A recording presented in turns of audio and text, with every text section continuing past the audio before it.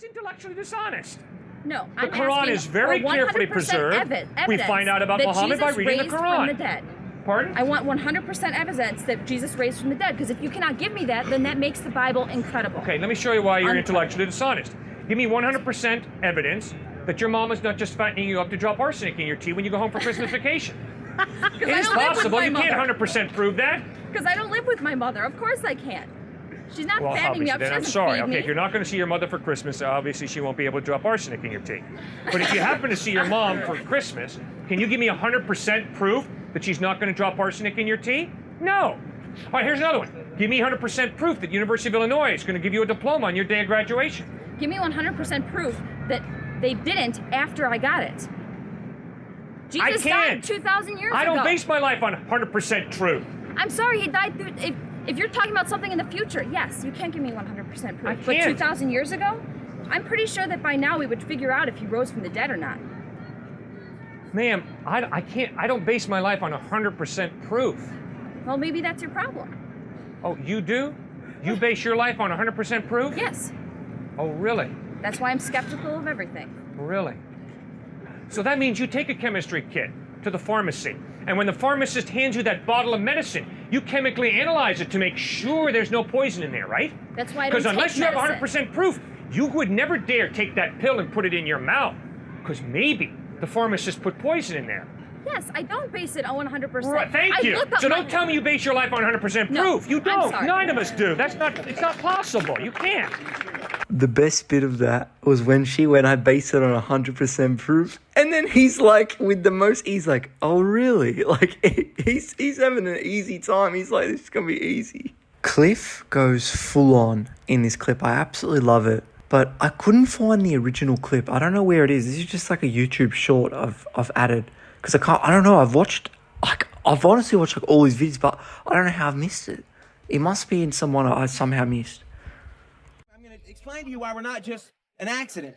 Because in addition to the accidents, which do occur, and there is randomness and chance, in addition to that, there's order. And that is how things evolve, and that's how we get where we are, is because there's accidents and there's order. That's why there can be change. So if he doesn't believe in God, that doesn't mean he's just an accident. Accidents had a lot to do with him getting here, but there's also order. There's a lot of order. And just because there's order doesn't mean there's a God. It just means there's order. Where does it come from? You don't have order coming about by chance. Okay, fine. Order demands an intelligent mind. No, it doesn't. Take 10 pennies, number them 1 to 10. Drop them in your right pocket, pull them out sequentially. I'm not going to stand around holding my breath. The chances are over 1 in a billion that you're going to do it right away. It just doesn't happen. If you look at what happens in fluid dynamics with no God putting his electricity in it, and if you look at what just naturally happens, you have chaos and order comes out of it. That's what chaos theory is. The question is there an intelligent mind behind the laws of nature, or is there no intelligent mind? It's that simple. Order does come out of chaos. Not by accident. If you continue your argument, then there has to be somebody to create God. No. Where does an orderly God come from? God is eternal. The universe is eternal. Fine, but then you see what you've got life coming from non-life. Yeah. Is it more plausible to believe that life comes from non-life, or is it more plausible to believe that life comes from life? I, as a theist, insist the question is, it's where more does the plausible life for me come to from? believe life comes from life. Why? Because 100 times out of 100, in my experience, plant life comes from plant life. Human life comes from human life. Not once in my experience do I have the animate coming from the inanimate. It does not happen, folks. It did But happen. There's that big leap of faith. But once upon a time in La La Land, it did happen. Oh, gosh! Don't talk to me about blind faith. That is such blind faith. In light of all of my experience, once upon a time, it did happen. Life came from non-life. Oh, that is such blind, gullible faith. It's scary. You don't know how we got here, so you say God did it. But I do know that life does not come from non-life.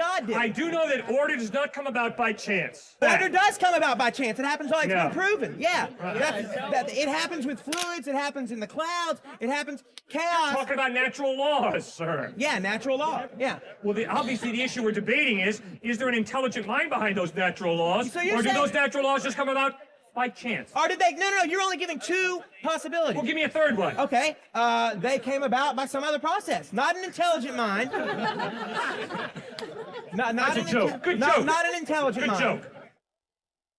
You're still back to life coming from non-life, which is my whole point. You atheists cannot escape you're that. saying that God is- You atheists are asking me We're to not believe something atheists. that there's nothing in my experience to back up, No which one's is arguing atheism. life comes from I'll take- non-life. I- It never happened once. In fact, I think I know what the theme song of hell will be. I did it my way.